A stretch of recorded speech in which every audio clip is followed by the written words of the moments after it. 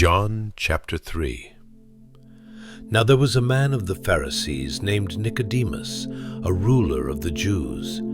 The same came to him by night and said to him, Rabbi, we know that you are a teacher come from God, for no one can do these signs that you do unless God is with him. Jesus answered him, Most certainly I tell you, unless one is born anew, he can't see God's kingdom. Nicodemus said to him, How can a man be born when he is old?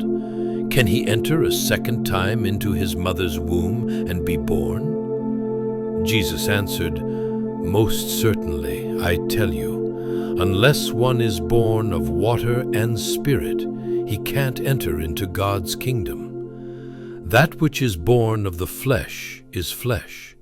That which is born of the Spirit is spirit.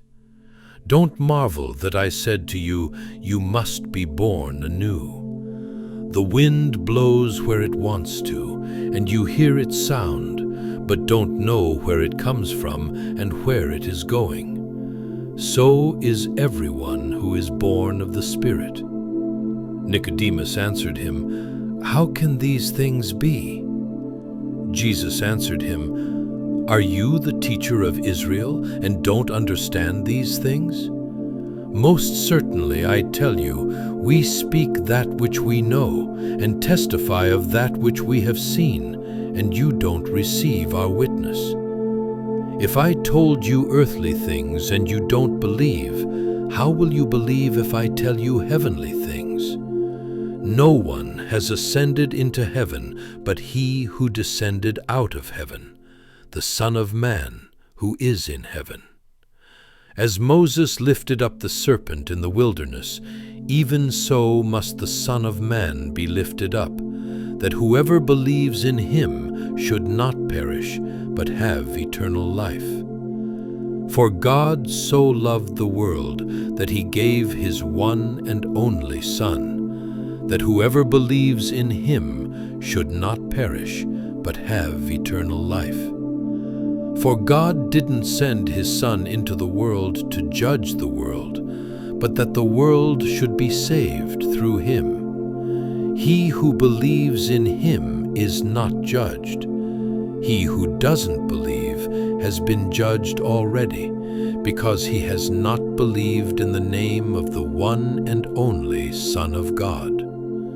This is the judgment, that the light has come into the world, and men loved the darkness rather than the light, for their works were evil. For everyone who does evil hates the light, and doesn't come to the light, lest his works would be exposed. But he who does the truth comes to the light, that his works may be revealed, that they have been done in God. After these things, Jesus came with his disciples into the land of Judea. He stayed there with them and baptized. John also was baptizing in Anew near Salim, because there was much water there.